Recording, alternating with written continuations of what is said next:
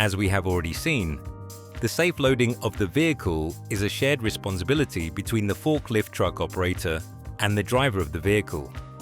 Care must be taken to ensure that each part of the load is correctly positioned on the vehicle for stability, ease of access when delivering to a customer's premises, and most importantly, so as not to overload the axles or exceed the gross vehicle weight. The driver and loader should ensure the various parts of the load are placed as close as practicably possible to minimize the distance between each part of the load. If the gap exceeds 10 centimeters, suitable dunnage should be used to pack the gap, which will help prevent the load moving under harsh braking or in the event of an incident. Once the driver is satisfied the load is positioned correctly on the flatbed and the forklift driver is no longer operating in close proximity, securing the load can now commence. The driver must ensure there are sufficient straps and ratchets available for each part of the load and that they're in a serviceable condition.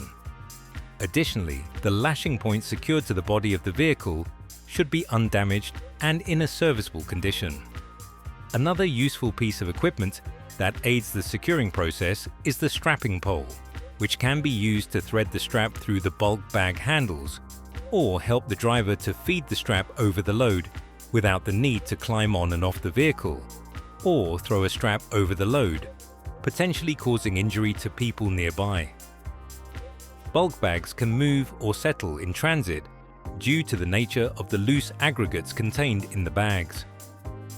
Sufficient strapping must be used to minimize movement, and any restraining device should be checked after a few minutes of driving to retighten any straps that are found to be loose once the load has settled. A strap should be fed through each of the lifting sleeves, which should be folded over the opening of the bag to prevent any aggregates escaping whilst traveling and causing damage to any following vehicles. The ratchet part of the strap should be located on the near side of the vehicle where possible, as this will increase the safety of the driver if a strap needs to be retightened during a journey. Being on the near side means the driver isn't at risk of being struck by a passing vehicle.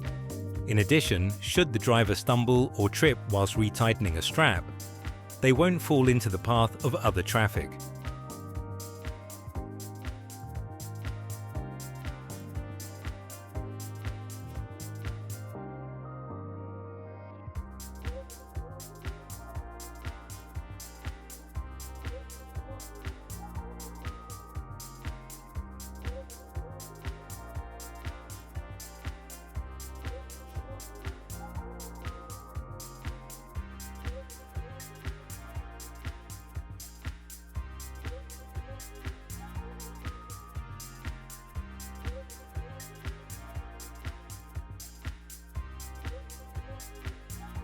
When securing loads with sharp or abrasive edges, the use of edge protectors is required. The edge protectors will help to protect the webbing straps from cuts or abrasions that greatly weaken the restraining force a strap is designed to cope with.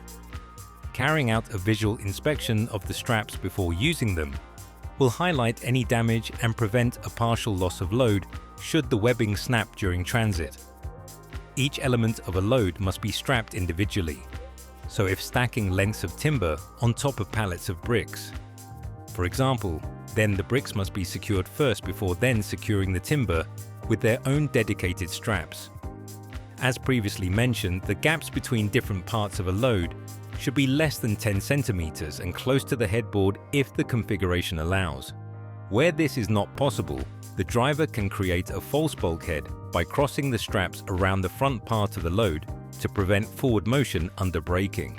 Remember, the driver is ultimately responsible for load security before the vehicle leaves the yard, so must be confident that all necessary measures have been taken to prevent the movement or loss of the load, and the safe system of work relating to load security has been followed correctly.